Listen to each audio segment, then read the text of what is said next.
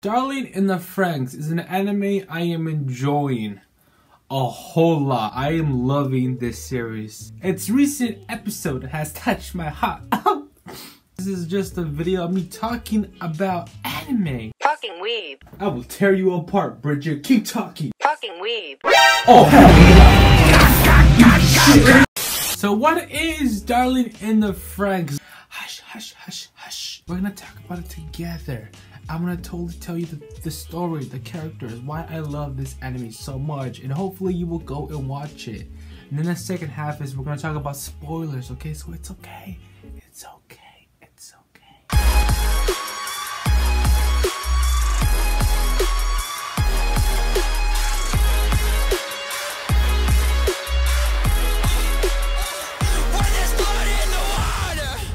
Back in the day, I did not judge the anime of the studio they made because I didn't care about good anime. I didn't care about good anime. I just like to watch the plot. I truly didn't care about the animation, but later on, I start to appreciate the animation a whole lot more. I realized the animation matters. It matters. Animation matters, man. So I always do judge animes depending on what studio they're being animated by. I don't know every animation studio. I know some of the good ones that I know will not fail on the animation part, like Triggered, Madhouse, A1 Pictures, Ufotable. You know, all those anime studios. When I know which studios they're being made by, I have full confidence in the animation. The storytelling wise, that's a whole different story right there. Yes, I always judge it based on the animation, and Darling in the FranXX is being animated by Triggered and A1 Pictures. I never heard of an anime being animated by two studios. This is the first time I ever heard of it. Maybe it's been done before, I don't know. And that's where we gotta start. Ooh, the animation! Oh, the animation! Oh my god! The first episode, that's what kind of made me stay. The animation, it's so cool! It's so cool! Oh my god, the action scenes are pretty cool. Now, watching the show gave me a lot of vibes from Gurren Lagann. I think I pronounced that right. Yeah, I think so. And Kill la Kill. It gives me vibes from those animes. So if you love Kill la Kill or have seen Gurren Lagann, please watch this anime. You'll enjoy Darling from the FranXX. It gives you that vibe from these shows. That's one thing to look forward for. Every time there's a fight scene, expect a good ass fight scene, alright? And the music. Oh, I swear to god, it feels like I'm listening to Sawana. Hideyoki Sawana. It sounds like the beat's about to drop, man. It sounds like it, but it's not.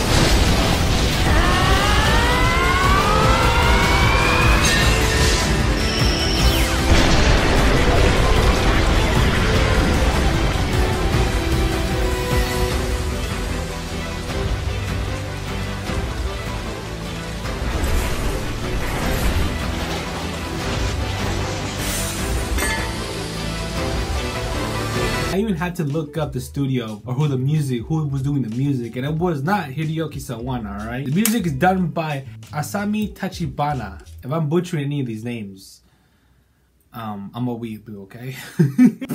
Brian, I don't care about music, animation. How's the story? How's the plot? The story, it isn't like, oh my god. But it's very entertaining. The world building in this anime is very interesting and very entertaining to learn. But also the mystery behind it is also what makes it good. So the story is about humans fighting these monsters called the Klaxosaurus. But now these monsters actually look really cool. I like the design of these monsters. They're from different shapes and sizes. It's very interesting. This one is like big ass worm, these wolves, this big ass fucking turtle like monster. Every time I see a new Klaxosaurus, I always wonder how it's gonna look like, how it's gonna fight, because every time a Klaxosaurus fights, they fight in a very different way, and it's very enjoyable. The story is kind of in a apocalyptic world where like the kids don't know anything. They don't know. All they know that they're given numbers and they're there to fight the Klaxosaurus.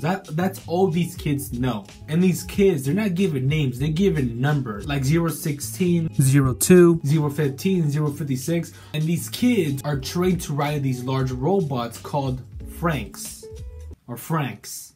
Is it pronounced FranXX or FranXX? FranXX. And keep in mind, these adults, they're called adults by these kids. Literally, that's what they're called, adults. I'm not phrasing that they're adults. I mean, that's what they're called, adults. So the big world building is about Papa Smurf over here. Let's call him Papa Smurf. Papa Smurf is the biggest god in this world, right? He's a god right here. And then there's the adults, all right? The adults. And then there's the children, the kids, the child, all right? That's the kids. There's 3 levels of society in this world. We know so far, okay? Papa is in control.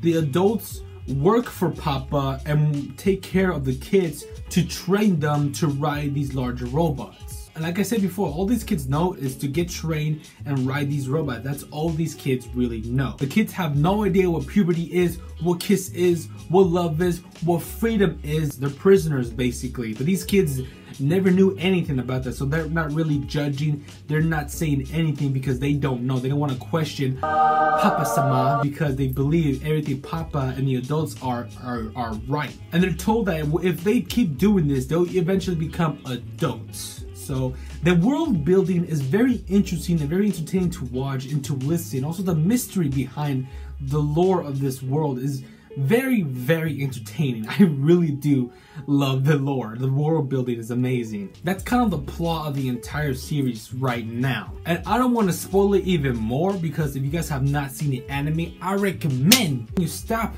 this video, go and watch it because it is worth watching. It's very entertaining. If you love what you heard from the plot, from the animation, from the music, I recommend you leave this video and watch it right now if this sounds like your thing. Because right now we're about to talk about some spoilers. If you're caught up till episode 13, because that's what I'm gonna talk about.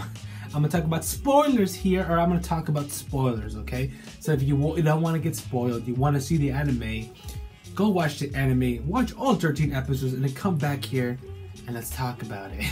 Now, right off the bat, Hero's my boy. You protect that smile, Hero. You protect that smile. Oh my god. Can I just say 02 is the cutest thing ever I've seen in a while. Oh my god. I'm saying this right here, right now. 02 is best waifu of this year, alright? You got a problem with that? Fight me. Come at me. The realization they had when at the end of the episode, when they realized that, oh shit, you're my darling. You're my darling. You could just feel their emotion reunion. I love that. And you got Ichigo, you know, the childhood friend. They got rejected. What a surprise. I mean, we got Goro, you know, Hero's and Ichigo's friend from back in the day when they were children. Goro confessed to Ichigo, but you know, she said, oh, I don't know, Baka. And then Goro just accepted his fate, like, it's Gucci, man. No hard feelings, man. Whatever. I didn't want to tell you. He has Zarume and Miku, you know, the tsundere couple. That's literally what they are, the tsundere couple. Oh my god. Zarume, I have more respect for him because in the one episode that he got lost because he wanted to see more of this world that he wants to see. He got lost.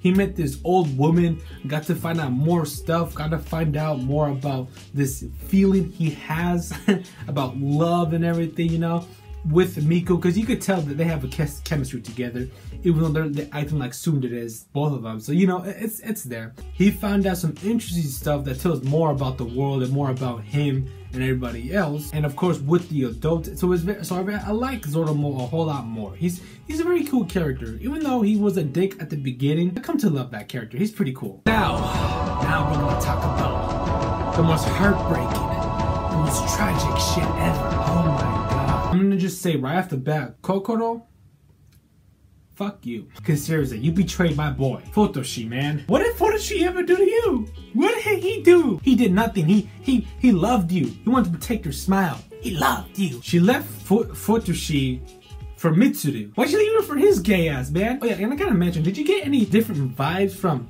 Mitsuri? You know, when he was talking to Hiro and everyone else, you know, did you get that vibe? That homo vibe? You know, no disrespect or anything, you know, it's 2018 and everything, but you know, I think he's gay. I'm just saying, I'm putting it out there. I think he's gay. I'm just saying that. I think he's gay. I think he's gay, alright? He got jealous when Hiro betrayed him, right? I'm just saying. I'm just saying. We got Ikono, you know, the calm, gentle woman. I mean, she's the least interesting there, to be honest. In my own opinion, she's the least interesting. If she gets more development later on, I might like her, but overall, I'm just like, she's my least favorite characters from the bunch. So those are all kind of my personal thoughts on Darling in the Franxx. Let me know, what are your thoughts? Do you like this anime? Do you love this anime? Do you hate this anime? Who's your favorite? Which character do you not like? Do you hate the animation? Do you love the animation? Let me know. Let me know your thoughts. Just let me know, because I like reading your comments. Your comments, reading them, I like them. It's just a really good, really cool. Let me know your comments and blah, blah, blah, blah, blah, blah, blah, blah. And that's the end of the video. Okay. My name is Brian, also known as Bray, and I'll see you guys next time. Later.